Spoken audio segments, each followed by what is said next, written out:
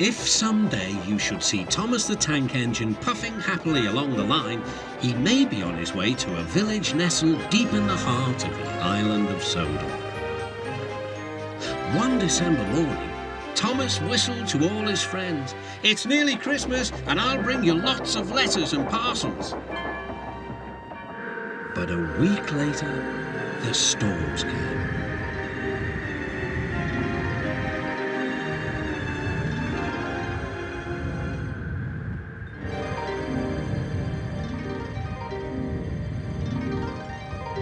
The island was covered with thick snow.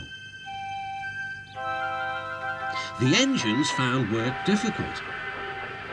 Some had to help clear snow from the track, and workmen hacked away at the frozen banks of ice. Thomas and Percy were collecting important post for Christmas. "Driver said there's lots of post for the village," said Thomas. "I'll need an extra truck for it all."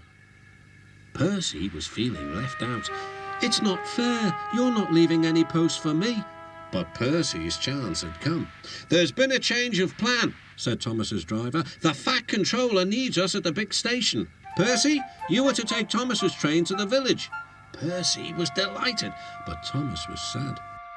"I won't be able to say Happy Christmas to all my friends." "Don't worry," said Percy kindly.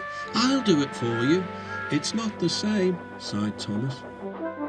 Percy was making good time on his way to the village when suddenly, "What's that?" called his driver. There ahead was a fogman by the line. He was holding a red light. "The village is cut off by snow," he shouted. "We need snowplows, workmen and a helicopter. Leave your trucks in the sidings and go back quickly." Percy was soon steaming to Harold's airfield. "Beep, beep," whistled Percy. "Wake up, lazy wings. The mountain villagers need your help. They're stranded." "Whiz-ow," replied Harold. "I like an emergency to keep me warm." And he buzzed away. "Now," sighed Percy, "what's next?" Suddenly, there was Thomas with Terence the tractor and a works train. "Come on, Percy," whistled Thomas. "Follow me." The two engines battled their way through the snow. At last, they reached the village. Harold was already there, busily dropping food to people and animals. Terence quickly got to work. "Lovely stuff," he said as he pushed the snow aside. "Well done, Percy. Well done, Thomas," cheered the villagers. "You're the best Santa Claus this village has ever had." "What's a Santa Claus?" asked Percy. "Santa Claus is someone who drops presents down chimneys at Christmas time." Percy looked at his funnel. "I wonder if—" "No," laughed Thomas. "Chimneys, Percy, not funnels. Which reminds me, your post train is still back in the siding, isn't it?"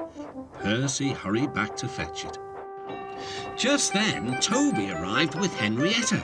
"We've brought lots of hot drinks and food for the villagers," he whistled.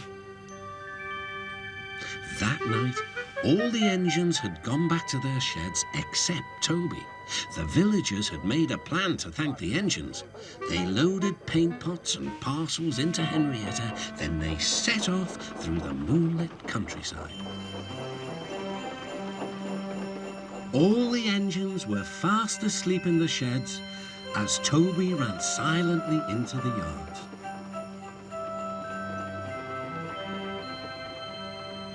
He had no idea what the villagers were going to do, but he knew it was going to be a big surprise. When the engines woke the next morning, they could not believe their eyes. The sheds had been repainted and decorated. Parcels lay everywhere. The engines whistled in delight, and everyone agreed that it was really a happy Christmas.